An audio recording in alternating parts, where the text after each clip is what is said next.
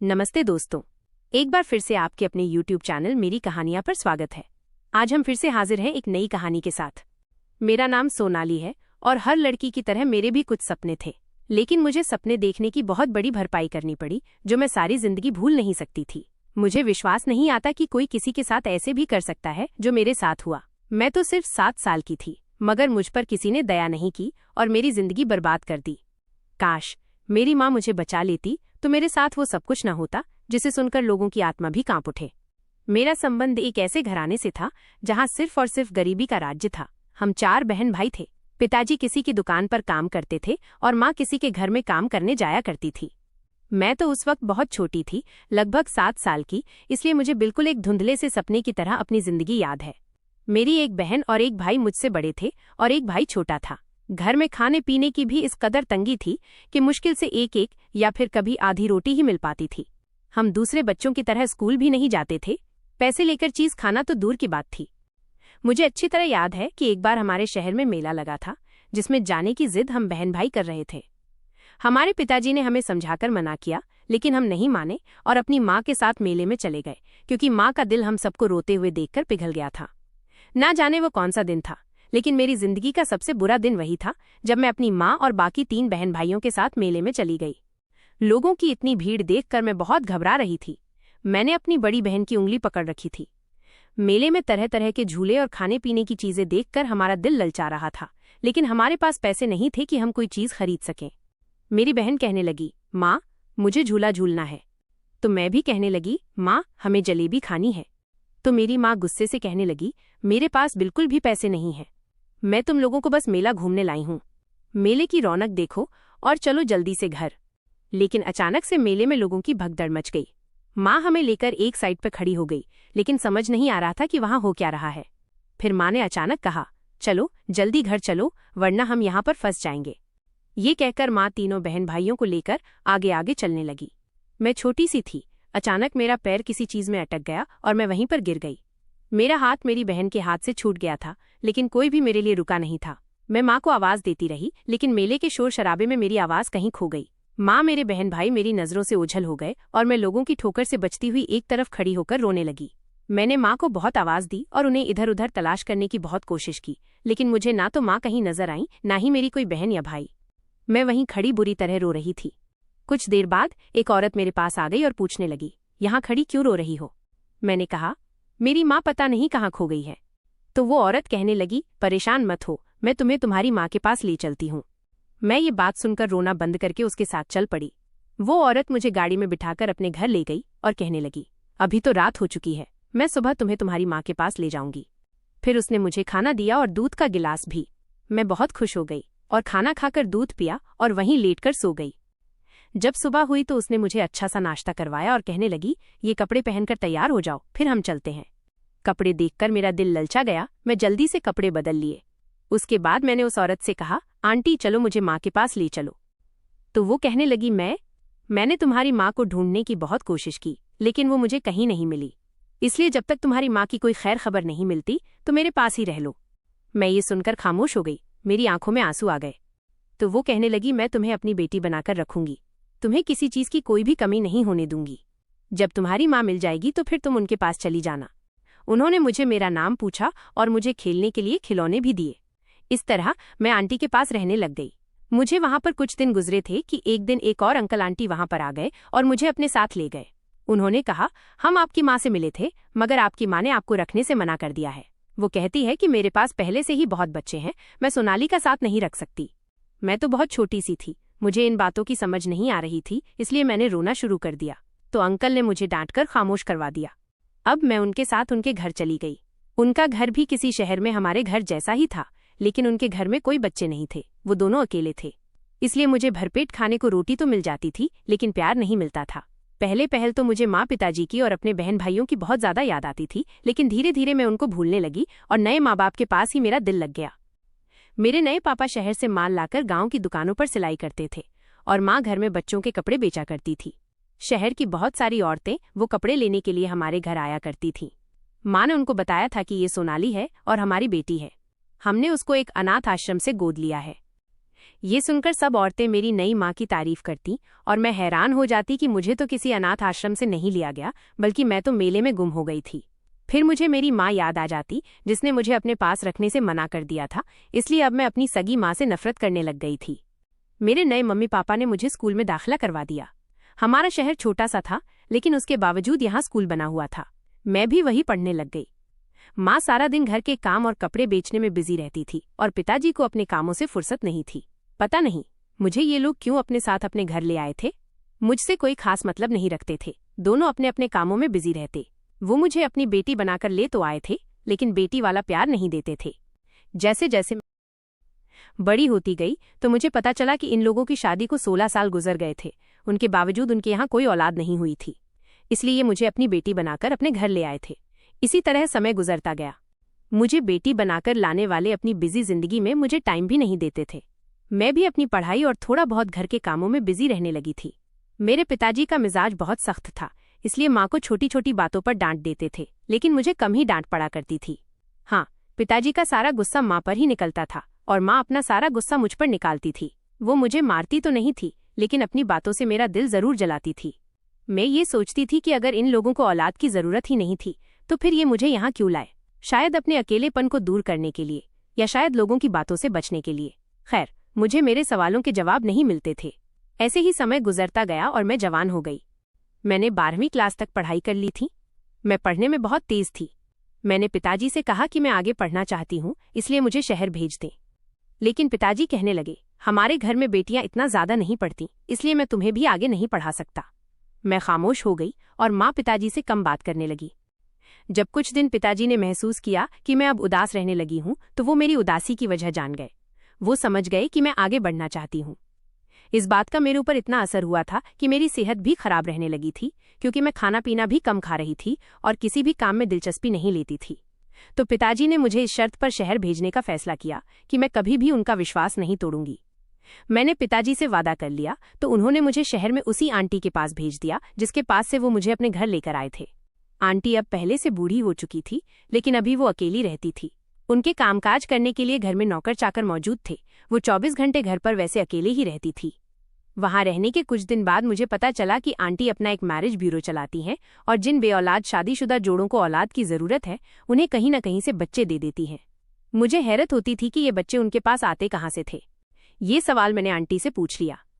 मेरे सवाल पर आंटी पहले थोड़ा हड़बड़ा गई, फिर कहने लगी, जिन बच्चों के माँ बाप नहीं होते और वो अनाथ होते हैं, ऐसे बच्चे कुछ लोग मेरे पास पहुंचा देते हैं।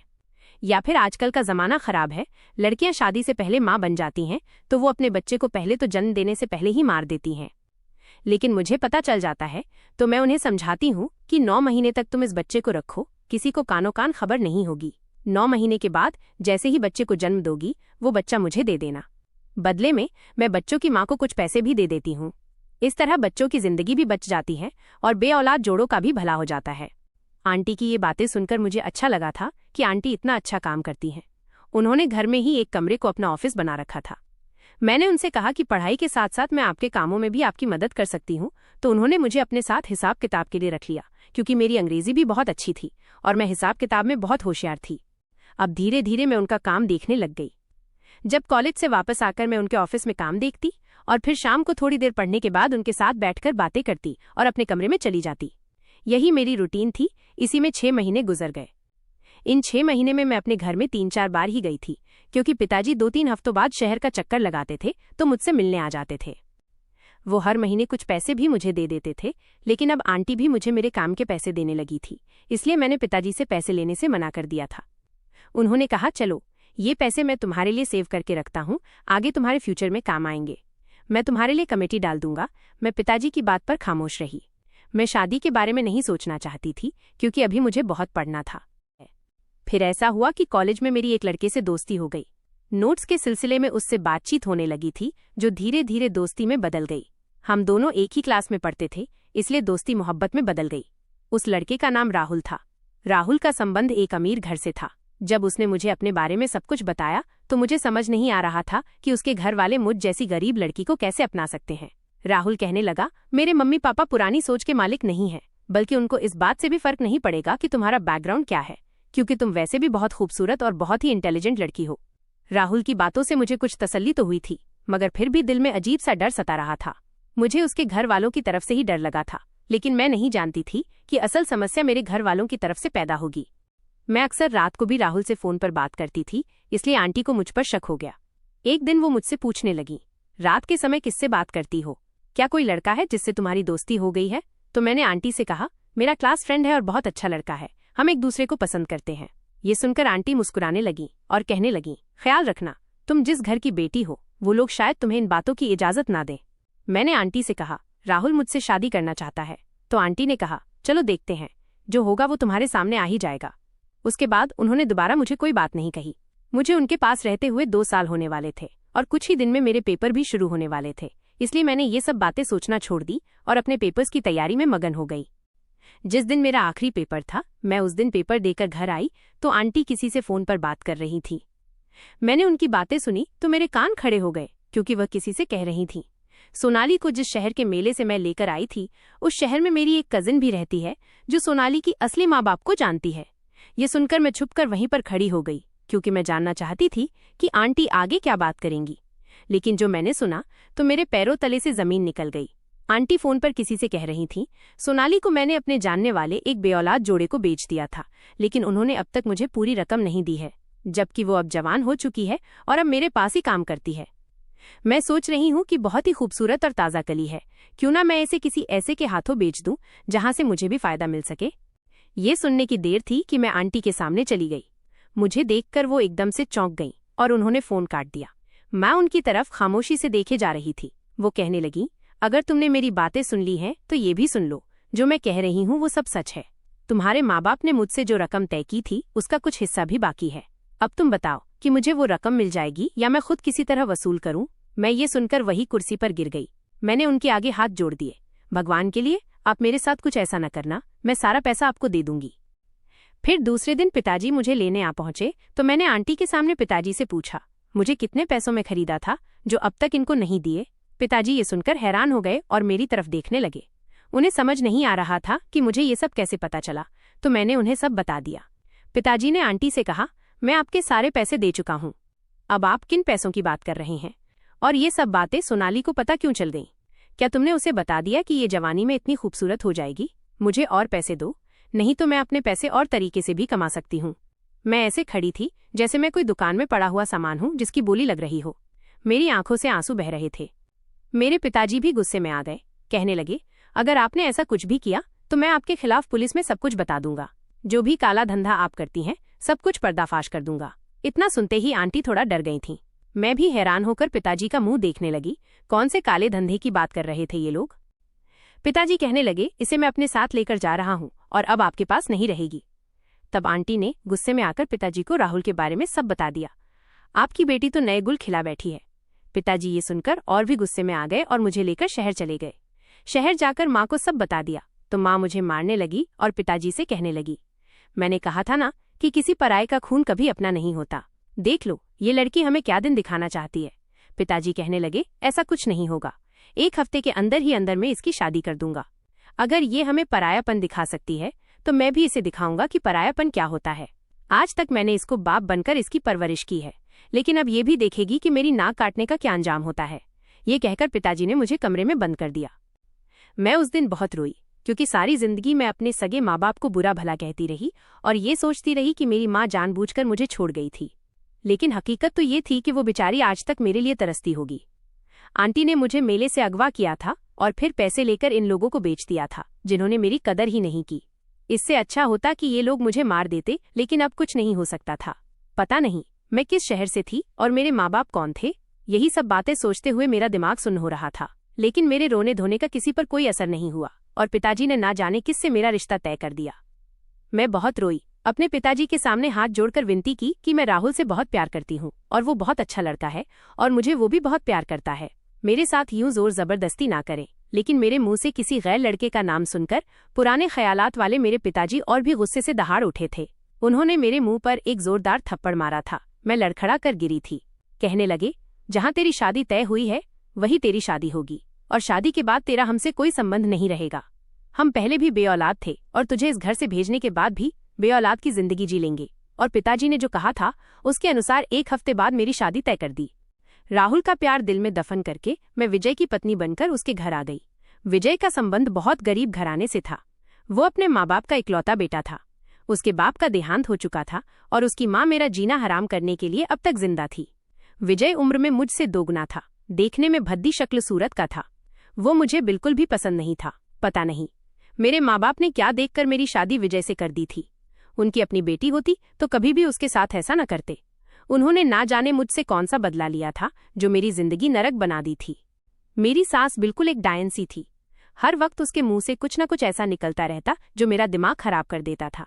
कभी वो मुझे बदकिरदार और बदतमीज होने के ताने देती तो कभी मेरे किए गए हर काम में किना निकालकर मुझे जलील कर देती थी।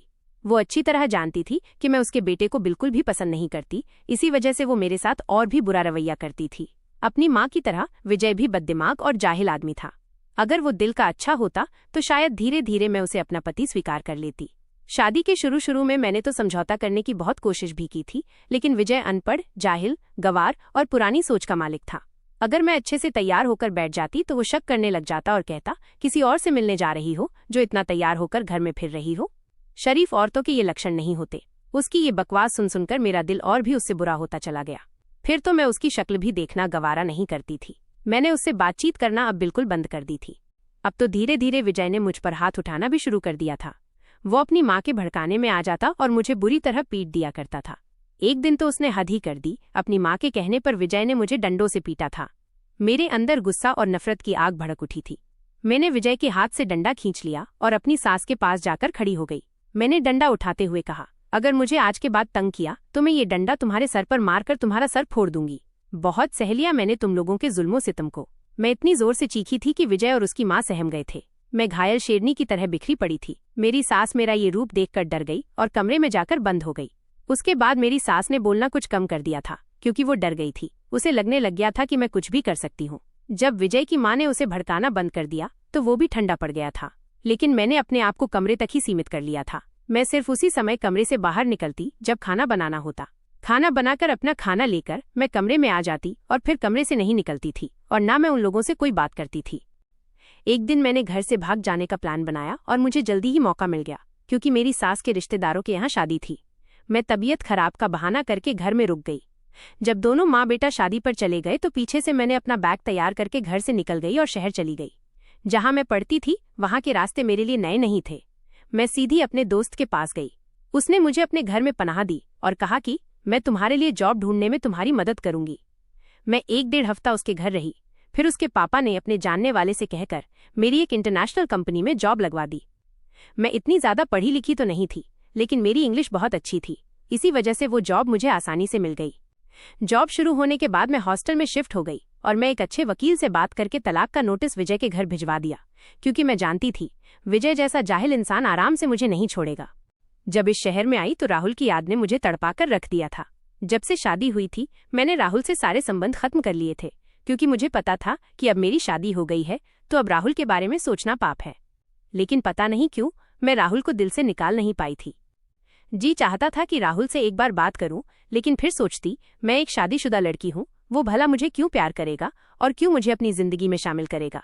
बस यही सोचकर मेरे हाथ रुक जाते थे। मुझे जॉब करते हुए जब 1 महीना पूरा हुआ तो कंपनी के मालिक ने मुझे ऑफिस में मीटिंग के लिए बुलाया। वो मेरे काम से बहुत खुश थे, लेकिन जब मैंने कंपनी ज्वाइन की उस समय वो विदेश में थे, इसी वजह से मेरी उनसे मुलाकात नहीं हो पाई थी। मेरे साथ काम करने वाले बता रहे थे कि ये कंपनी बिल्कुल नई है और एक यंग लड़का इसका ऑनर है जो बहुत मेहनती और अच्छे दिल का मालिक है। मैं अपने बॉस से बगैर मिले ही उससे इम्प्रेस हो गई, क्योंकि मुझे ये भी पता चला था कि मेरे बॉस का संबंध पहले बहुत गरीब घराने से था और वो अपनी मेहनत के बलबूते पर यहाँ तक पहुंचा है। और फिर उस दिन मैं बहुत खुश हुई थी कि मैं अपने बॉस से पहली बार मिल रही थी। जब मैं उनके केबिन में गई तो मैं हैरान रह गई, क्योंकि वो बिल्कुल ही जवान लड़का था।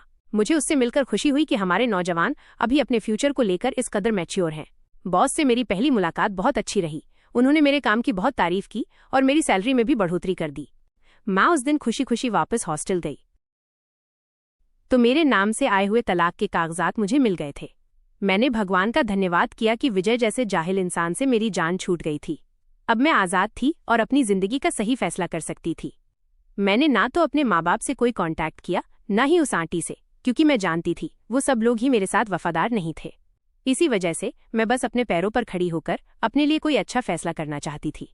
कुछ दिन बाद बॉस ने दोबारा मुझे ऑफिस में बुलाया और कुछ नए काम मेरे हवाले कर दिए। मैंने अपना बेस्ट देते हुए वो काम भी बड़े अच्छे तरीके से करके बॉस के सामने रख दिए, तो वो बहुत खुश हुए और उन्होंने मुझे अपने साथ लंच की ऑफर की।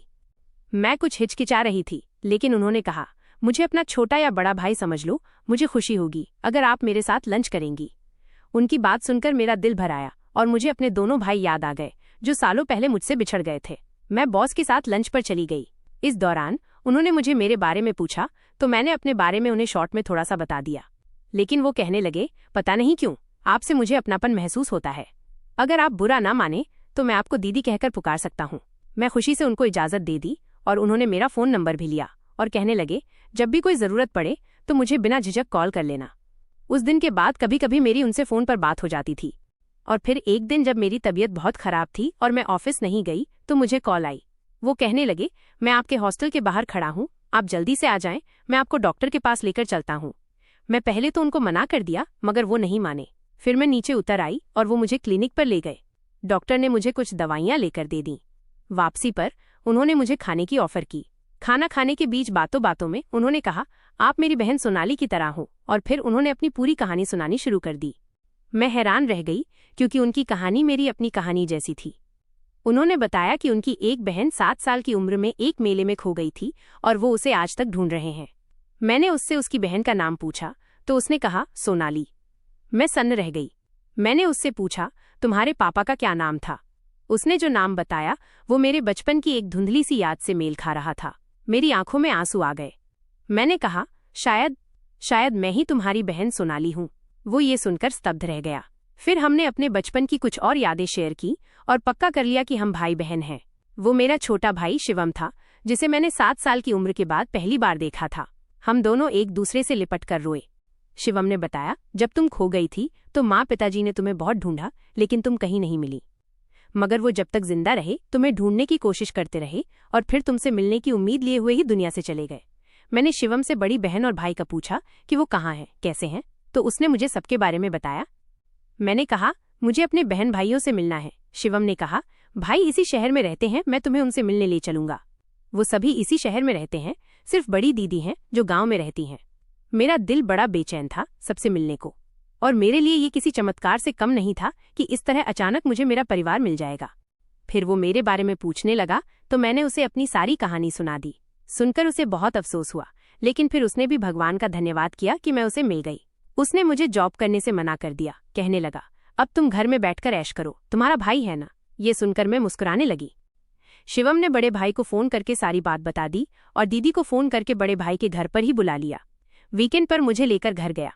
हम सब एक दूसरे से मिलकर काफी देर तक रोते रहे और बड़ी देर तक बातें करते रहे। बड़ी भाभी बहुत ही अच्छी थी, उन्होंने हमें बड़े प्यार से ट्रीट किया। और जब एक दिन मेरे भाइयों ने मुझे मेरी आगे की जिंदगी के बारे में पूछा कि मैं अब आगे क्या करना चाहती हूँ, क्योंकि वो लोग चाहते थे कि मैं शादी करके अपने घर पर सेटल हो जाऊं, मेरे दिमाग में फिर से राहुल का ख्याल आया था। मैंने शिवम से कहा कि मैं एक बार बस राहुल से मिलना चाहती हूँ। पता नहीं क्यों दिल में उम्मीद बसी हुई थी कि शायद अभी राहुल मुझसे मोहब्बत करता होगा, और इसी उम्मीद की आस पर मैं राहुल से मिलने चली गई थी। वो अपने बाप का बिजनेस संभालने लगा था। मेरे पास उसका नंबर मौजूद था। मैंने उसे कॉल किया। कॉल करते हुए मेरी उंगलियां कांप रही थीं, लेकिन मैंने हिम्मत करते हुए उसका नंबर डायल कर दिया। मेरी आवाज़ सुनकर वो खुश हो गया था। मैंने उसे मिलने के लिए एक होटल बुलाया था। एक दूसरे को देखकर हम काफी खुश हुए थे। राहुल की आंखों में भी चमक आ गई थी। कॉफी के दौरान मैंने उसे अपने बारे में सब कुछ बता दिया, लेकिन मेरी शादी की और तलाक की बात सुनकर पता नहीं राहुल के चेहरे की चमक अचानक से गायब हो गई। वो कहने लगा, दरअसल मेरे माँ बाप ने भी मेरा रिश्ता तय कर दिया है और कुछ ही दिन में मेरी शादी भी हो जाएगी। मैं समझ गई थी कि राहुल एक शादीशुदा और फिर उसके बाद तलाकशुदा लड़की से शादी नहीं करना चाहता। मैंने भी अपने दिल के जज्बातों को थपथपाकर सुला दिया था। जब राहुल अपनी जिंदगी में आगे बढ़ने वाला था तो मैं उसके कदम क्यों रोकती। मेरे बहन और भाइयों ने मेरे ऊपर बहुत जोर डाला कि मैं शादी कर लूं, लेकिन अब शादी और प्यार जैसे रिश्तों से मेरा दिल उठ चुका था। मैंने साफ मना कर दिया कि मुझे शादी नहीं करनी। सबके लाख मनाने पर भी मैं नहीं मानी थी, और फिर मेरे दीदी और दोनों भाइयों को मेरी जिद के आगे हथियार डालने पड़े। कुछ ही समय बाद हम सबने मिलकर शिवम की शादी की थी। शादी का ये फंक्शन मेरी जिंदगी का सबसे यादगार फंक्शन रहा था, क्योंकि इस फंक्शन में मेरा परिवार मेरे साथ था। जिंदगी में कोई कमी नहीं है, बस अंदर ये खालीपन सा महसूस होता है। शायद मैं राहुल को अपने दिल से निकाल नहीं पाई हूँ और न ही कभी निकाल पाऊंगी। दोस्तों, आपको क्या लगता है, क्या राहुल को भुलाकर मुझे अपनी जिंदगी में आगे बढ़ जाना चाहिए या फिर राहुल के प्यार को दिल में बसाए यूं ही जिंदगी गुजार देनी चाहिए? दोस्तों, मेरी कहानियां चैनल की वीडियो कैसी लगी कमेंट करके जरूर बताएं। वीडियो को लाइक और चैनल को सब्सक्राइब जरूर करें।